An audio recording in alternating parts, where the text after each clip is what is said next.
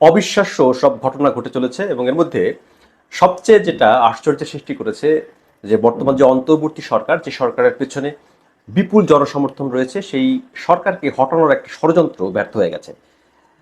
ভুল শোনেননি এবং এই প্রচেষ্টাটি চালিয়েছিলেন সাবেক প্রধানমন্ত্রী স্বৈরাচার শেখ হাসিনার সন্তান সজীব ওয়াজেদ জয়। এবং আমরা জানি যে সজীব ওয়াজেদ জয়ের যে আইকিউ বা বোধ বুদ্ধি, এগুলো নিয়ে বিভিন্ন সময় অনেক হাস্যরসের, বিশেষ করে মিডিয়া পাড়ায় বিভিন্ন ধরনের হাস্যরসের অবস্থা সৃষ্টি হয় এবং তার নানান কথাবার্তা নিয়ে আসলে সত্যিকার অর্থেই একজন পরিণত মানুষের যেভাবে যে বিভিন্ন ঘটনার যে অভিব্যক্তি, সেটা আমরা তার মধ্যে দেখতে পাই না। এবং বিভিন্ন সময় তিনি যে কথাবার্তা বলেছেন সেগুলো সত্যি হাস্যকর। তো জয় শেখ হাসিনার এই পালানোর পরে জয় কিন্তু মুখ বন্ধ করে থাকেনি। তিনি ভারতীয় গণমাধ্যমে কথা বলেছেন এবং একাধিক গণমাধ্যমে তিনি সাক্ষাৎকার দিয়েছেন, বিবিসির সঙ্গে তিনি কথা বলেছেন এবং তার এই কথাগুলোকে প্রথমে ধরে নেওয়া হয়েছিল যে এগুলো কথার কথা বা একটা কম বুদ্ধিসম্পন্ন একজন মানুষের সাধারণ মন্তব্য।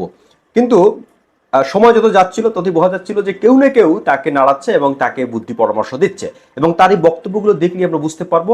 এবং তার এই বক্তব্যের প্রেক্ষাপটে গতকাল যে ঘটনা ঘটলো উচ্চ আদালতে, সেটাও একটা নজিরবিহীন ঘটনা। এবং আমরা অনেকেই জানি যে উচ্চ আদালতে যে বিচারপতি যারা আছেন, আপিল বিভাগ বা হাইকোর্ট বিভাগ, সব জায়গায় দলীয়করণ হয়েছে এবং আওয়ামী লীগ তার পার্টিকুলারলি শেখ হাসিনা তার ইচ্ছে মতো তার কথা শুনবে এমন বিচারপতিদের নিয়োগ দিয়ে একটা দলীয়করণ সেখানে করে রেখেছিলেন। সুতরাং সেখান থেকে যত রকমের রায় আসতো সেগুলো একেবারেই তার কথা অনুযায়ী এবং তিনি যা বলতেন তাই করতেন বিচারপতিরা। এই বিচারপতিদের কাজে লাগিয়েই জয় বা জয়গং যাই বলি না কেন, একটি চক্র কিন্তু চেষ্টা করেছিল সরকার উৎখাতে। সেটা কিভাবে? জয়ের বক্তব্য যদি আমরা খেয়াল করি, আমরা দেখব যে জয় প্রথম যে বক্তব্য দিয়েছেন সে বক্তব্যে তিনি বলেছেন যে দেশের প্রতি আর তাদের কোনো দায় নেই, তার মা পালিয়েছেন, এখন দেশের জনগণই বুঝবেন যে তারা আসলে কি করবেন। মানে কোনো রকমের একটা খুবই অপরিপক্ক একটা মন্তব্য আমরা পেয়েছিলাম। জয় বলেছিলেন যে শেখ হাসিনা আর রাজনীতিতে ফিরবেন না, তিনি হতাশ। এটা বলেছেন 6 আগস্ট। দেখুন, এরপর 7 আগস্ট আবার তিনি একটি ইউটার্ন নিয়েছেন। ইউটার্নটি কি? শেখ হাসিনা মরে যাননি, আমরা কোথাও যাইনি, এবং তিনি তখন নেতাকর্মীদের লড়াই চালিয়ে যাওয়ার একটা আহ্বান জানিয়েছেন। মানে তিনি নিজে পলাতক পলাতক তিনি নিজে তো আগেই দেশে ছিলেন না, তার মা পলাতক এবং তিনি নিজেই দেশে নেই। তিনি নেতাকর্মীদের, যে নেতাকর্মীরা এখন প্রতিপক্ষের হামলা মামলায় এখন জর্জরিত হবে বা হামলার শিকার হচ্ছে, পলায়ন পর সেই দলের নেতাকর্মীদের এবং এক রকমের অভিভাবক শূন্য করে যখন শেখ হাসিনা চলে গেলেন, তখন সেই নেতাকর্মীদের উদ্দেশ্যে তিনি এই কথা বলছেন। খুবই হাস্যকর এই কথাগুলো। এরপর জয় 8 আগস্ট বলছেন যে শেখ হাসিনা দেশে ফিরবেন। দেখুন, তার প্রথমে বলছেন যে তিনি আর রাজনীতিতে ফিরবেন না, তারপর আবার বলছেন যে তার মা দেশে ফিরবেন, এবং একদিনের ব্যবধানে তার কথা চেঞ্জ হয়ে যাচ্ছে, পুরো ইউটার্ন একেবারে, যাকে বলে পোল্ট্রি বলি না সেরকম। আবার 9 আগস্ট জয় নিজে বলছেন যে আমি রাজনীতিতে যোগ দিতে প্রস্তুত। মানে তিনি বলছেন যে দেশের কি হবে আমরা জানি না, আমরা এর মধ্যে নেই, এরকম একটা মন্তব্য করার পর তিনি আবার বলছেন আমরা রাজনীতিতে যোগ দিয়ে প্রস্তুত। এবং একই দিন তিনি আরেকটি গণমাধ্যমকে বলছেন যে অন্তর্বর্তী সরকার নির্বাচনের ঘোষণা দিলে দেশে ফিরবেন শেখ হাসিনা। কি বাস্তবতা দেখুন! এই অন্তর্বর্তী সরকারের বিরুদ্ধে কিন্তু শেখ হাসিনা বলেছেন, তত্ত্বাবধায়ক সরকারের বিরুদ্ধে বলেছেন, কিন্তু এখন আবার সেই অন্তর্বর্তী সরকার নির্বাচন দিলে তিনি দেশে ফিরবেন। মানে রাজনীতিবিদদের, আসলে এদেশের রাজনীতিবিদদের লজ্জা শরম বলতে কিছু নেই। এই মন্তব্য থেকে আমরা সেটা বুঝে নিতে পারি। সেই শেখ হাসিনা যিনি অন্তর্বর্তী সরকার বা তত্ত্বাবধায়ক সরকার বাতিল করেছিলেন, তিনি এখন আবার অন্তর্বর্তী সরকারের অধীনে নির্বাচনে আগ্রহী।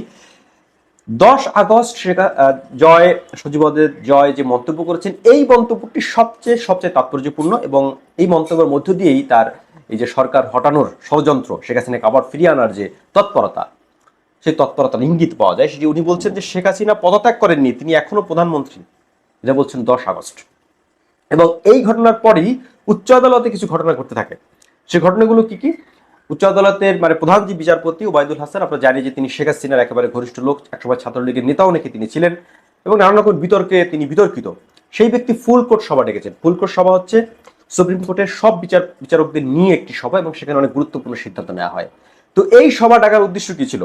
অবশ্য শেষ পর্যন্ত ছাত্রদের, জনতার বিক্ষোভ এবং প্রতিরোধের মুখে সুপ্রিম কোর্টে ছাত্র জনতা এসে হাজির হয় এবং তারা বিক্ষোভ করতে থাকে সুপ্রিম কোর্ট ঘিরে, এবং সেই বিক্ষোভের মুখে প্রধান বিচারপতি এবং অন্য আরো 5 আপিল বিভাগের 5 বিচারপতি তারা পদত্যাগ করতে বাধ্য হন।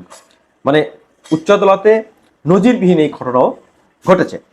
তো প্রধান বিচারপতির উদ্দেশ্য কি ছিল? যতটুকু বিশ্লেষণ করে পাওয়া যায় যে তিনি চেয়েছিলেন এই সরকারকে, মানে ডক্টর ইউনূসের নেতৃত্বাধীন যে অন্তর্বর্তী সরকার, সেই সরকারকে তিনি অবৈধ ঘোষণা করবেন, এরকম একটি কথা শোনা যায়। এবং এই ঘটনাবলী যদি আমরা পর্যালোচনা করি তাহলে দেখবো যে জয়ের এই কথাগুলো কিন্তু স্রেফ কথার কথা ছিল না, প্রথম দিন তিনি যেটা বলেছিলেন যে তিনি আর রাজনীতি ফিরবেন না, শেখ হাসিনা রাজনীতি ফিরবেন না, এটা বোধহয় তার নিজের কথাই ছিল, খুবই অপরিপক্ক।